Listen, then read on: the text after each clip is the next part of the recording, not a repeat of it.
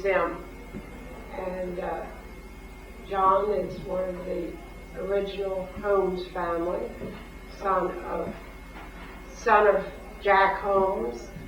And looking through our archives here, I found a story about his father, Jack, and they compare him to an early day explorer, such as Fernando de Soto and Ponce de Leon, and said that he came down from the north to this semi-tropical island in 1934. He didn't kill any Indians, so. No, I'm sure he didn't. So, John, what are your first recollections of the Well, I was born here in October of 1925 on the 2nd, and I was brought to life by a midwife, a lady named Mrs. McKinney, who was a midwife and a wet nurse here on the island. And 13 days later, Dr. McCoy came out from Braden and checked me out and signed my birth certificate. That was in 1925. Now my mother was here from about 1923 on, but my father was you might say a labor foreman for Stone Webster Engineering. And he traveled all over the country, and my mother stayed here when she got pregnant with me. Well, she stayed here from 1923 until just before she died. And then, of course, after she died in 1932, I was sent up to my aunt's house in South Boston, Mass, in an Scotch-Irish section. And I spent about a year and a half up there, and then my father got remarried to my stepmother, who was my stepmother for 51 years. And she and I and my brother came back here in 1934, and that's when my father settled here permanently. But my mother was actually living here from 1923 until she died in 1932. The first recollection is kind of hard for me because when my mother died when I was 8 years old, 7.5 years old. So it was kind of traumatic for me because I wiped out a lot of my early memories because I went up to Harvard Medical School in Boston and Cambridge when she was being worked on. She had leukemia, and they were given her radiation and chemotherapy in 1931 or 32 rather. Actually, it was 1931 or 32, long before it became fashionable. But in fact, they gave her some radiation down here in Tampa. She used to have to go up to Tampa just before she died. What hospital was She was in the Harvard Medical. I mean, down here in this. Well, I don't know what hospital she went to. It was up in Tampa. It was either St. Joe's or Tampa General or someplace like that. But it was, years ago when they gave radiation chemotherapy, it wasn't as sophisticated as it is today. It was, they gave them heavy doses and they knocked hell out of them, and then they laid in bed for 2 or 3 days and couldn't eat, and then they got to eat again, and then they hit them again.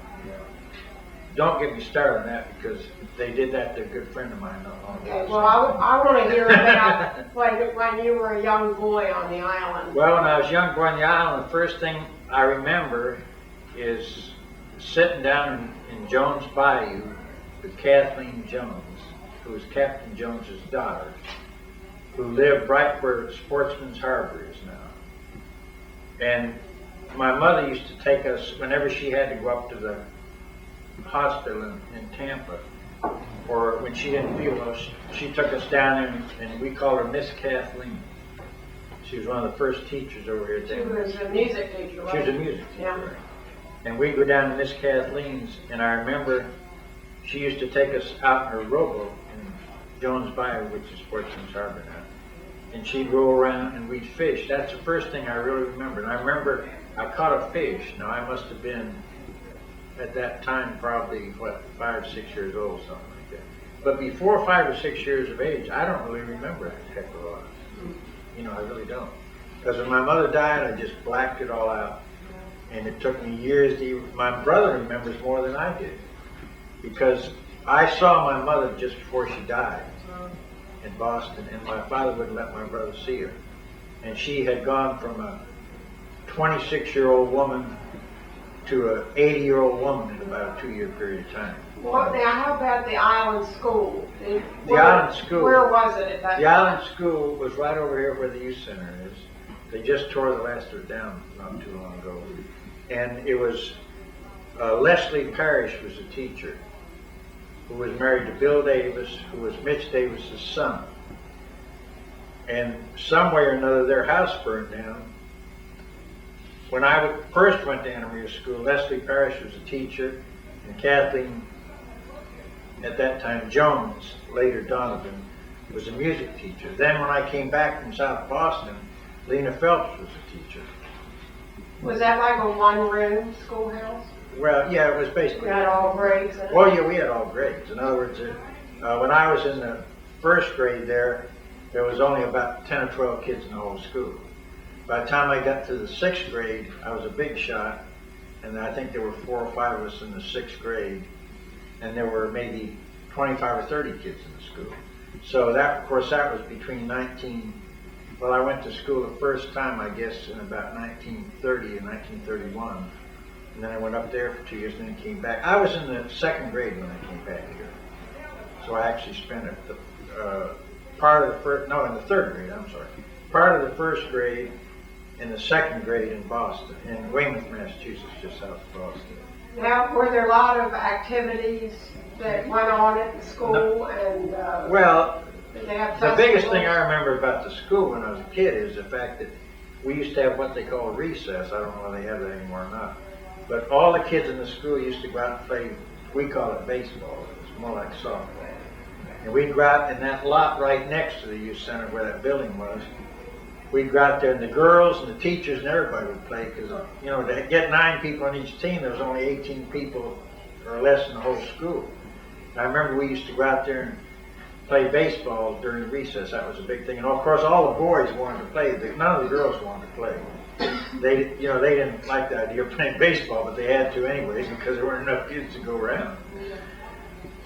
And was the community hall? The community hall was there, the right? social center. Right. Well, now, when I was a kid, the community hall had kind of gone into disrepair. It was kind of like there wasn't too much went on, nothing like today. The community hall didn't get reactivated till the early 40s, really late 30s. When I was a kid, the community hall, well, the reason I remember that is we used to break into the community hall, and there was nothing in there. It was just a big, kind of like a barn. To break in for.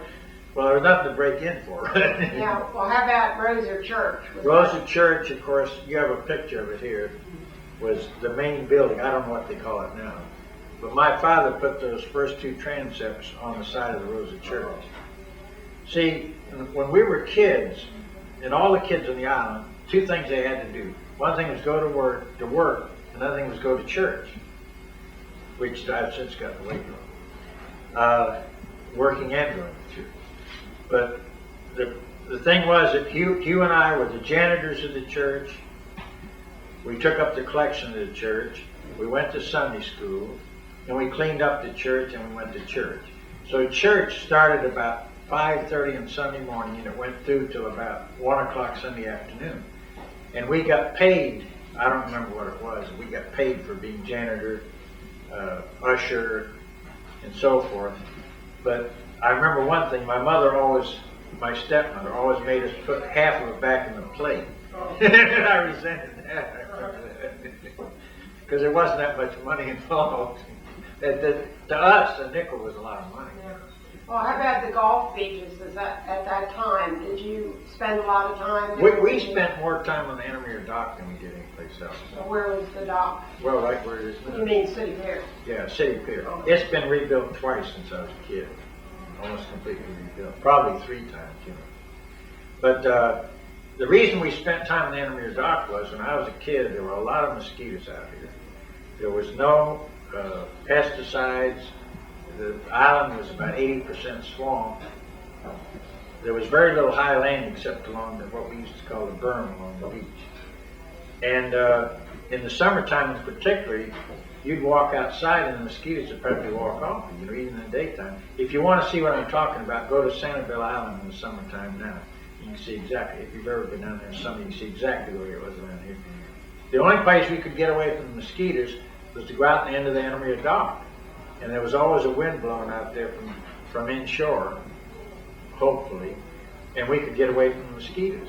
Of course, we used, I don't remember what the different things we were, we had some kind of like a lotion we used to make us put on, and we used to wear long sleeve shirts and we never wore long pants. We always wore short pants, even in school. But when the summer came, we'd go out there at night, we'd wear a pair of light long pants, and a long shirt, keep the mosquitoes off. Now, were you fishing all the time you were out Well, there? we were fishing and hanging around. Typical. We did quite a bit of fishing there, but that used to be, and I don't know whether it still is or not, because I don't go out there anymore much, but there used to be people fishing out there all hours of the night. And on weekends, people would come down from Tampa, like Fabio Gutierrez was one person I can remember, and people from around Lakeland and Bartow and Wauchula and Arcadia, they'd come over here in the summertime in particular, and even in the wintertime. And people would be fishing out there practically all night long.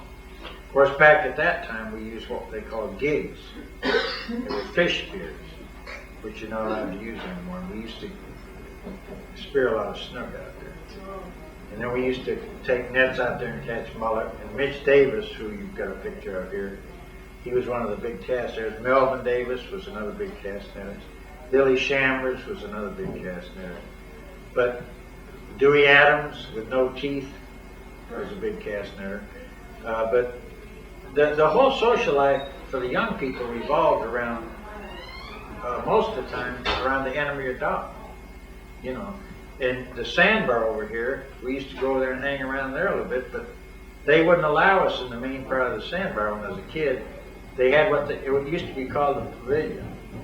And there was a big dance hall on one end, and there was a bar on the other end. And Pete and Marguerite Vigneault ran the pavilion. And they would not allow any kids in the bar part of it. We had to stay in the dance hall part. Well, now when somebody was feeding the jerk box, we didn't mind hanging around there. And then we used to have a diving tower right off the sandbar too, where the sandbar is now. Was there a dock that went out to that tower? No, there's You had to swim it. You had to swim it. There was a cable that you could use. We never used the cable, but you could use the cable to go back and forth.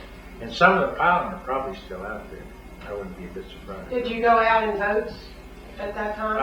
Well, when I was a kid, kids didn't have outboard motors. When you went out on boats, you rowed. And we'd go from the Anna Maria dock over to Passage Key, or we'd go from the Anna Maria dock down to in front of where Gertie Chambers' house, the whole Fisk property was, and fish on those rocks there. But when the tides were strong, and you try to row against a tide, for a kid, even for an adult, it was pretty rough, So we watched the tides, unless the tides were slack. And when we rowed over to Passage Key to fish on what we call the flats over there, we'd make sure there were slack tides. If there were fast tides, our parents wouldn't let us go over there because it was hard to buck the current, because that current really raced. Well, right now, early in the morning, when we have a real high tide at night and a real low tide in the morning, when that tide starts going out, even men didn't like to row over there, So, and then we used to go up on the point and we used to surf fish where the point, do they still call it the Point Pier up there? The rod and reel. Rod and Reel Pier. Where the Rod and Reel Pier is now, of course it wasn't there then. But Miss Hackney put that in later, right after World War II. But when we went up there, we'd fish just north of the Rod and Reel Pier. There were some rocks there. And I understand they still show up from time to time. Right off the North Point, and we used to stand on the beach up near where Paula Tripp lives, just above her house. And we used to stand out there and catch some beautiful snapper up there, black grouper. Well, there were a lot more fish in those days too, weren't there? Well, that's a matter of opinion.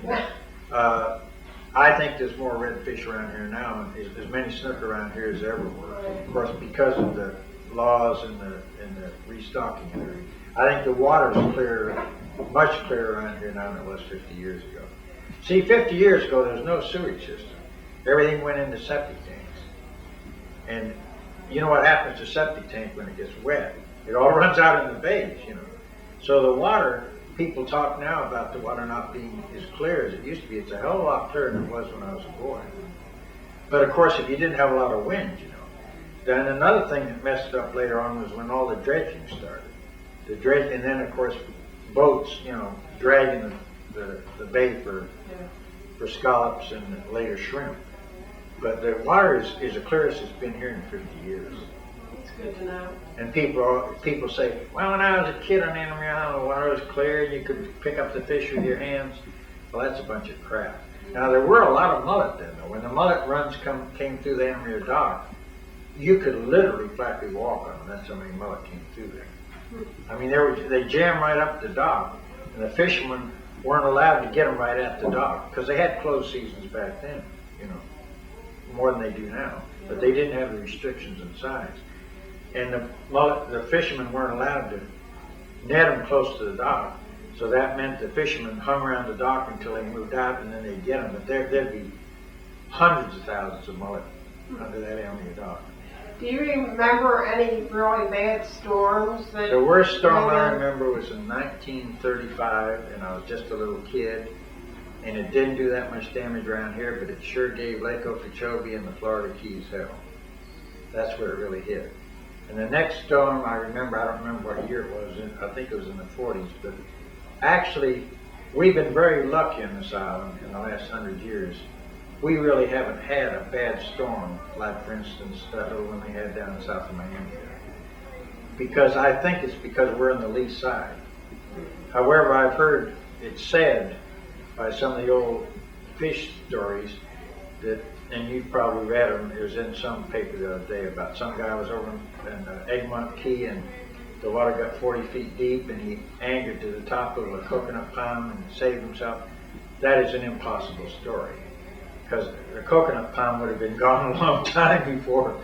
I mean, but if you want to know about storms, the real story about storms, if you talk to some of the old Cortez fishermen, or if Mitch Davis was still alive, you could find out more about the storms. We've been very lucky in the storms here. The most problem we've ever had in the storms is storms that come up in the Gulf of Mexico. Like this one came up several years ago, I don't remember what year it was, I think it was in the 80s or 70s, where the tide gets backed up. In other words, the wind's blowing out of the southwest, and it stays out of the southwest, and the storm center dies out in front of 50 miles or so off the coast. That's when we get our worst damage from the water. As far as wind damage, I don't think we've ever had winds that go over 100 miles an hour. And sometimes we can get winds of 60, 70 miles an hour here on the squall.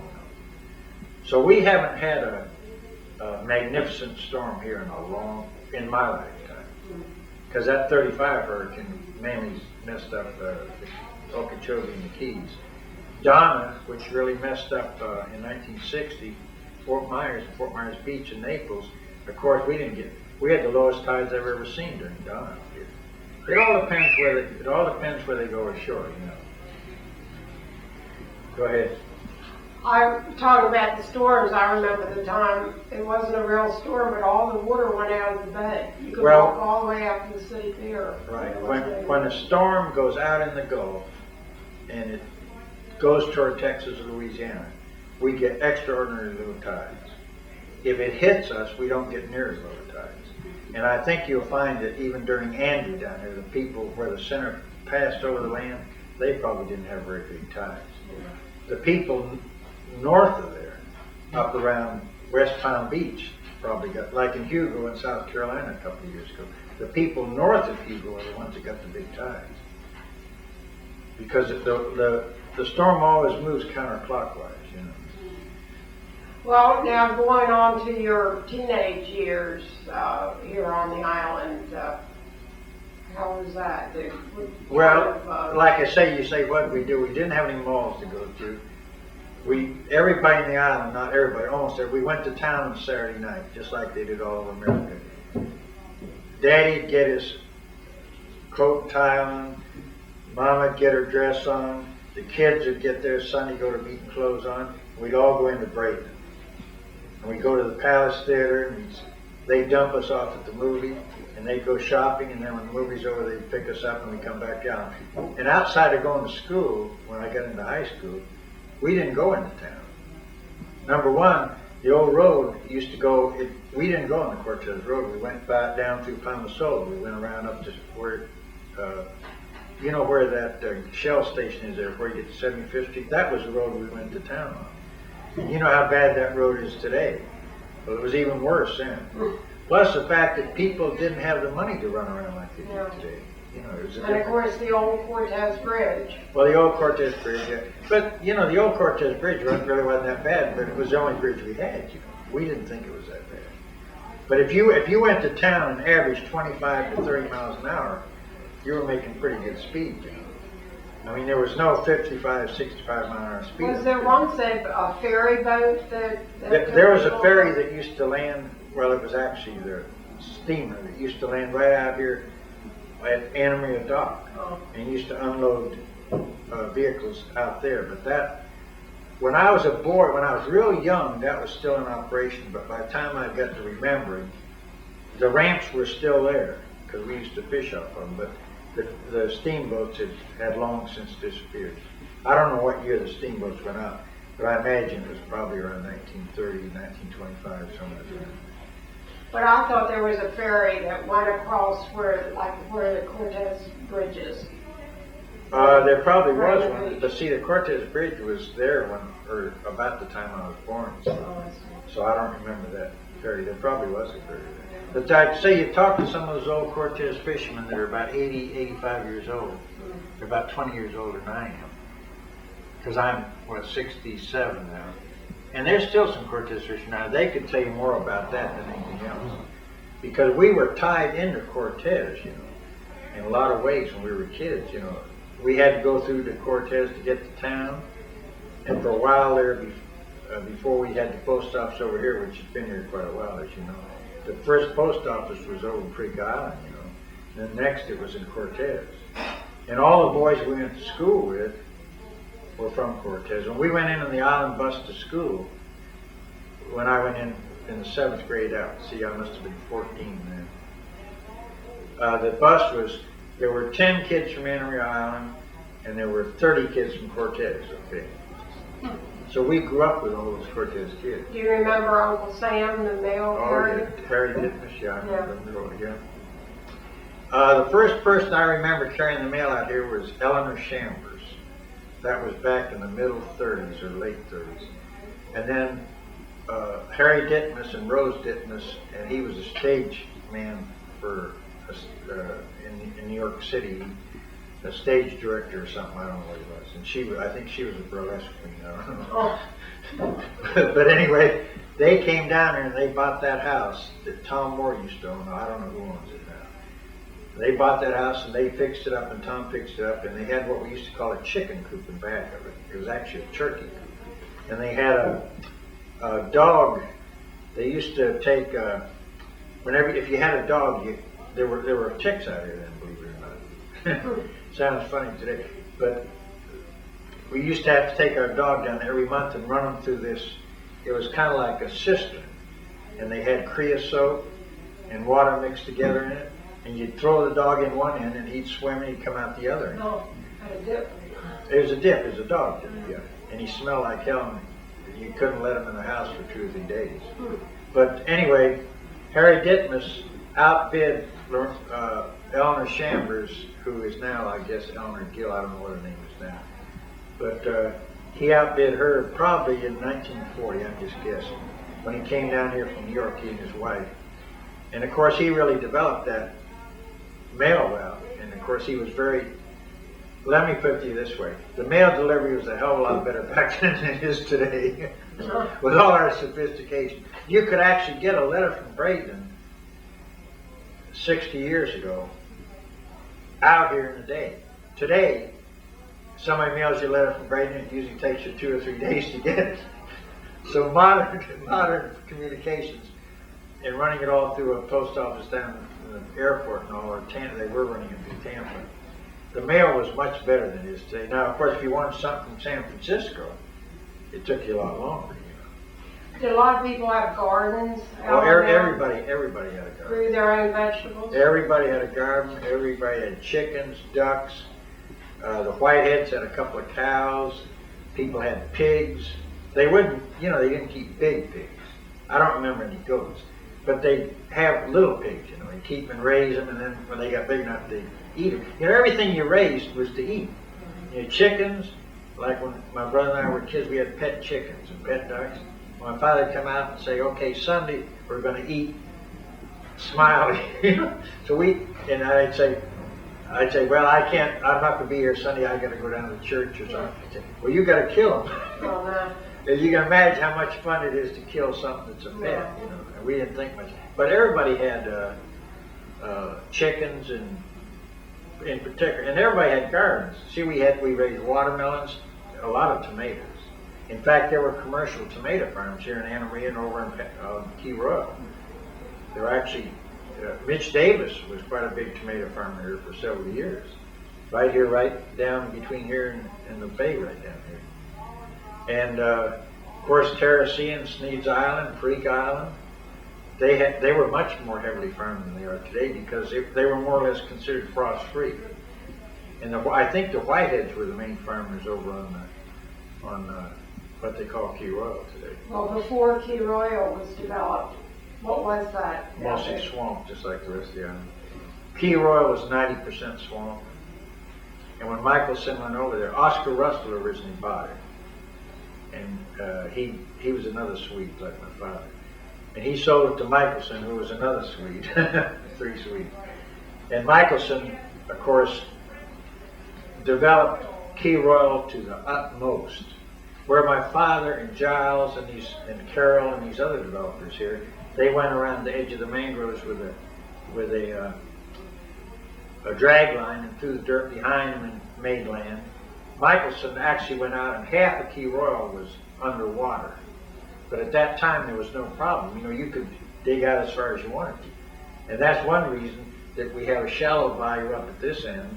We have a deep bayou down there because he dug down there as deep as he could. But well, he had to put in all those bay palms and Key Royal and all that area. Key Royal was originally had flats all the way around it, shallow flats, and at low tide we used to go out to scalloping and mullet fishing in the wintertime. And there were a lot of scallops around Key Royal. In fact, that was one of the best places on the coast for scallops. But of course, after all that dredging was done, there were no more scallops, and we still don't have any back today to speak of. But Key Royal was where we used to go camping. We used to go across there in the wintertime in a boat, and we'd camp over there. And incidentally, another reason people didn't like to go to Key Royal, it was full of rattlesnakes. And the parents didn't like the kids going over there because there were a lot of big rattlesnakes over there. Of course, there wasn't any bridge either. Oh no, the bridge didn't come into it. Michelson developed it, But like I say, 90% of Anna Maria Island when I was a kid was a swamp. 10% was livable land. And some people actually lived in the swamp, parts of the swamp. Well, how about Seaside Gardens? Well, Seaside Gardens, of course, that was a dragline development. See, Seaside Gardens was actually started before Michelson's started his, or about the same time. It was actually dug out on the edge of the mangroves. But, of course, the last part of Key Royal was dredged out like they're dredging off the beach here. And Shell Point, which my brother and I developed, it was all dredged out. We didn't pay too much attention to the mangrove line. We just went out as far as we could economically go, and we pumped a big pile of dirt up like they're doing out here now. And that was the only development that we ever put in on the island that was actually dredged out in the middle of the bay, you might say. It wasn't in the middle of the bay. But up until that time, everything was just a drag line, throwing it up on the and none of the mangroves were taken out. They were all left there. So anybody that's got a house now in Bay Palms, Key Royal, Holmes Beach, where I live, down in through here on the bayou where the fish dredged out down there, they're sitting on top of about 4 or 5 feet of sand, and right under that there's about 2 feet of muck and mangroves that are rotting every year. I mean, today you wouldn't be able to do something like that because there have been some spectacular house cracks, on the island over the years. which mostly have, and up on the point where Father Tripp lives, that was just it was a dish, the same way it is today. And in the summertime, there's water all over the place up there. And was it your uncle that came in, and they cut through this drainage through where this thing runs right back here now. They cut all that through to drain off the point. Oh, this canal that runs. Well, see, there was lakes back in there, and they cut that through to drain that. And of course, you still have problems during storms. But Rennie Jones was and I guess Walter Hardin was in with him. Walter Hardin and Rennie Jones were the ones that developed the Elmere Point. And of course, the whole middle of the point was just a big swamp 6 months out of the year. So they had to drain it. And then R.B. Ernest and C.M. Bayless and Carlos Wells did a lot of the development, built a lot of houses out there. In fact, when all this was going on, I was a contractor in Anna Maria here, and I was building, and I had a building supply down at Holmes Beach until 1962. When I furnished the material a lot of the material, you know, kind of like island lumber is now, something in the order of that. When you first came down here, I furnished the material for practically all those houses on the points. I poured the concrete on most of them. I put the septic tanks in on most of them. Melvin Davis and I. Melvin Davis's widow, Aladine Davis, still lives down here, right across from the Rose Memorial Church. And Kay Rosedale, of course, she's been here. Melvin and Aladine must have come here in the late 30s, because Melvin Davis was my father's foreman, was his construction foreman, before I came back out of service. Then after you left the construction business, you I went into supply business. You were in the bank. After I left the construction, I went into supply business for, 55 to 62, no wait a minute, I get my 48, 47, 48 to 62. Then I went into Braden, to the big city, to work in a savings and loan. That's a naughty word today, but it's the same thing practically as a bank in a lot of ways. I went in there to work in 1962, and I didn't know anything about banking or anything about savings and loans. Probably lucky I didn't, because I didn't have to run off with any money or anything, or cheat anybody out of anything. I was just a little country boy, but I went in there, and 2 years later made me the president of the association. And I didn't have any background at all in banking or lending money or borrowing money. Well, I had borrowed money, but I stayed in there 17 years as a president of Anti-Federal. And just after I left, we merged with First Federal of Lakeland, Florida, First Federal of Florida, and I'm still an advisory director of First Federal of Lakeland. Now, you and your brother Hugh developed Shell Point, which is in back of Seaside. Right, Hugh and I developed Shell Point. And the funny part about Shell Point was that we didn't have any money. Nobody had any money back then. You know, everybody was wanting to jump ahead of the sheriff, literally. But most people like Ted Tripp and K.B. Kimball and I paid our bills. But a lot of people didn't pay their bills. Of course, Ted had a big job over at Tropicana. I think he was a Mahatma of Tropicana's, or something like that. And K.B. Kimball had a lumber company over in Manatee, over in Cortez Road. But what was your question again? I've got no. About Shell Point. Oh, well, anyway, we had this swamp, see, kind of like Marine Isles. In fact, the last thing Q and I developed was Marine Isles. Shell Point, we had this swamp out here, and we didn't have any money. So my father got mad at us one day, and he called up Pillsbury over in Sneed's Island. He told him to come over here and talk to us. So Pillsbury came over here, and he says, your father wants me to pump in that land you got out there. And I said, hell, Pillsbury, we don't have any money. He says, what's it going to cost? He says, $25,000. I said, we ain't got no $25,000. So he says, I'll tell you what I'll do. He says, I'll do you a favor. I've done some work for you father before. I'll pump that in on credit. So he had his dredge over here. He came over with his dredge. So I got mad as hell at my father. I didn't talk to him for about 3 or 4 months. But anyway, we told Pillsbury we'd pay him back. And strangely enough, we did pay him back in a couple of years. But we had to go over to the Manatee National Bank to see Mr. Moody to borrow the $25,000 because we couldn't come up with $25,000. It's kind of like when Rennie Jones and Walter Hart bought the Anna Maria Point. I think they paid $10,000 for it, if I remember correctly. Paula could tell me if I'm right or not. And I know they had a hard time coming up with the money for that, and they wanted my father to go in with them. They told him he could go in for a quarter for $2,500. My father didn't have $2,500. So money was pretty rough when I was a kid out here, you know, and it's nothing like it is today. You know? But it was growing up there in Depression and everything, it was a different world. Yeah. Well, what to you are the biggest changes on Anna Maria Island at this time? Well, the biggest change is the reason I spend 6 months up in the mountains every year is from now on for the next 3 months the traffic is horrible out here. And that's the biggest change. But the one thing I want to say, I am for the new bridge. I think we need it, regardless of what anybody else says. And I'm in a small minority. I went to a barber shop the other day, and somebody asked me what I thought about the new bridge, and I said, oh, I'm for it. It'll be safer, you know, it'll be wider, it'll be newer, and so forth and so on. And there was 10 people in the barber shop, and 9 of them were against it, and I was for it.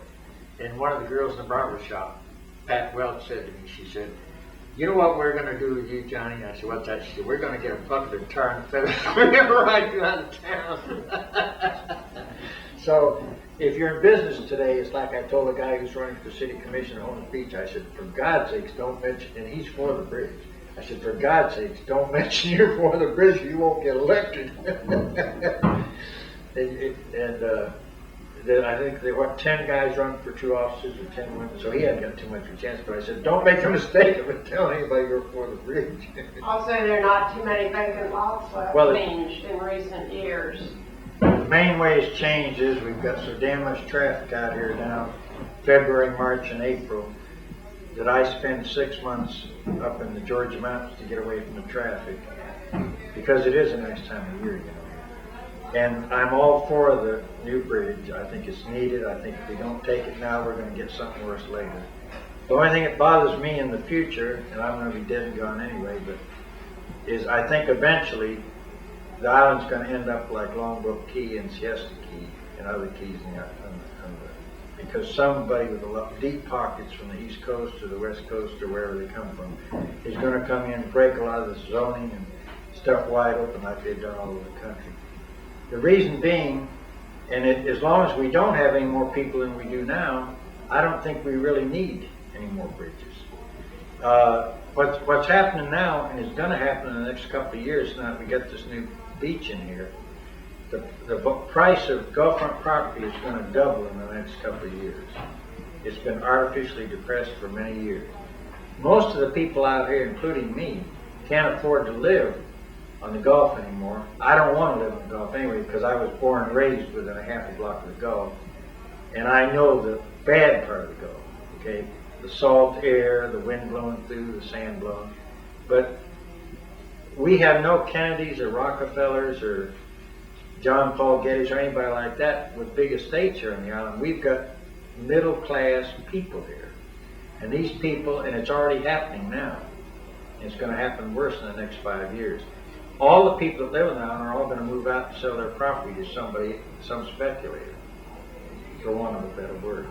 And he's going to pay a big price for it, and he's going to want to build a 20-story condominium, and he's going to go to court, and he's going to fight for 5 or 6 or 10 years, and we're going to end up one day with a bunch of big condominiums right on the Gulf, right here in beautiful Anna Maria, no duplexes, beautiful Holmes Beach, only 2-story except for one mistake that somebody made years ago.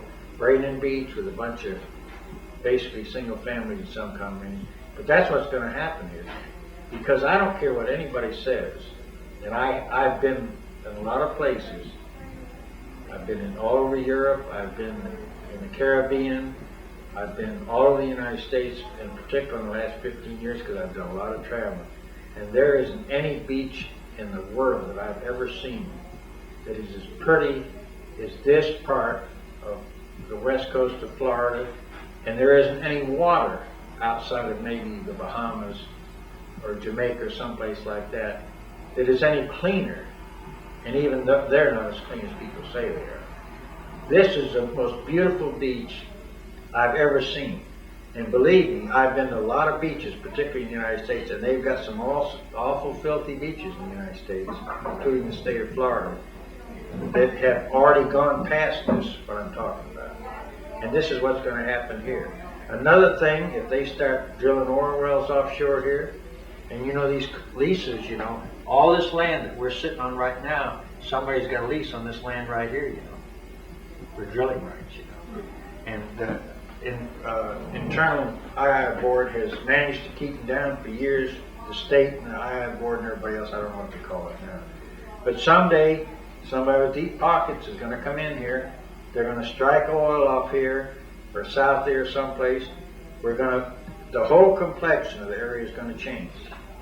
And this beautiful white sandy beach with this clear water here, 100 years from now, is not going to be here. Now, I hope I'm wrong. But you drive around the country and drive around other places. Everybody wants to come to the island, and by doing so, everybody has driven the prices up, and they're going to go up higher. And a lot of these little houses around here in Anna Maria that are selling for $50,000, $100,000 now are going to be worth $200,000 in 5 years. And I'm not speculating in real estate. Incidentally, I've sold all my real estate except what I do. Well, I think we're very lucky to have lived here when we did. Right. In other words, we're living in heaven right now. Yeah. I'm not trying to sound like a preacher. Yeah. But we're living in heaven right now, and we better be thankful for it. Because 4 to 5 months out of the year, I leave this place and I go up in the mountains where there's not many people. But they're starting to ruin the mountains too, you know. Oh. You know, we ruin any place we go. And I'm not talking about killing the mosquitoes either. I'm talking about just the general air, water, sand. But the sand here is the most beautiful sand in the world. And even these West Germans that come over here, they say the same thing, and they go to all the beaches in Europe. Well, I think on that note, we're going to end, and we certainly appreciate You're you welcome. being with us and giving us all these facts about the island.